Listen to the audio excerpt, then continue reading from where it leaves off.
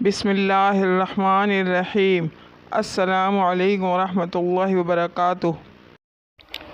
ایک عابد نے خدا کی زیارت، دیدار و ملاقات کے لیے 40 دن کا چلہ کیا۔ دن کو روزہ رکھتا اور رات کو قیام کرتا تھا۔ اعتکاف کی وجہ سے خدا کی مخلوق سے یکسر کٹا ہوا تھا اور اس کا سارا وقت آہوزاری اور راز و نیاز میں گزرتا تھا۔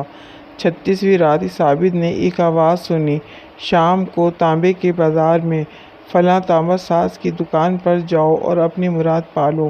عابد وقت مقررہ سے پہلے پہنچ گیا اور مارکیٹ کی گلیوں میں تانبا ساز کی اس دکان کو ڈھونڈنے لگا۔ وہ کہتا ہے، میں نے ایک بوڑھی عورت کو دیکھا جو تانبے کی دیگچی پکڑے ہوئے تھی اور اسے ہر تانبا ساز کو دکھا رہی تھی۔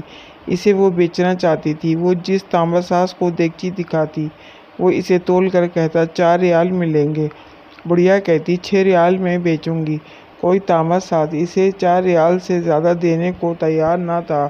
آخرکار وہ بڑھیا ایک تانبا ساز کے پاس پہنچی۔ تانبا ساز اپنے کام میں مصروف تھا۔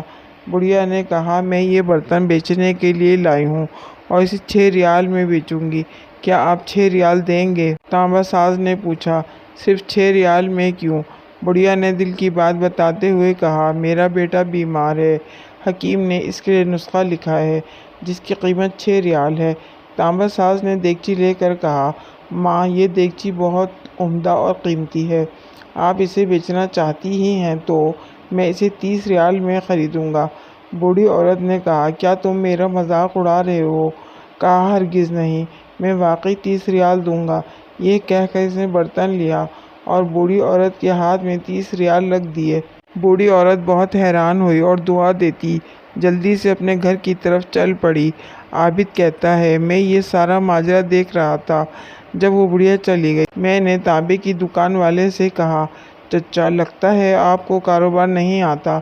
بازار میں کم و بیش سبھی تانبے والے اس دیگچی کو تولتے تھے اور 4 ریال سے زیادہ کسی نے اس قیمت نہیں لگائی اور آپ نے 30 ریال میں اسے خریدا ہے۔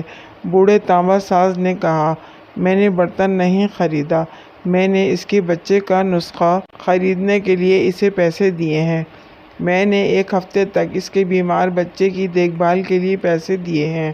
میں نے اسے اس لیے یہ قیمت دی کہ گھر کا باقی سامان بیچنے کی نوبت نہ آئے۔ عابد کہتا ہے، میں سوچتا اور اس کو دیکھتا رہ گیا۔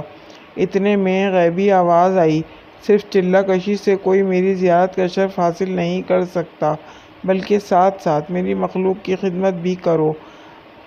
گرنے والے کو تھامو اور غریب کا ہاتھ پکڑو، میں خود تمہارے پاس چل کر آؤں گا۔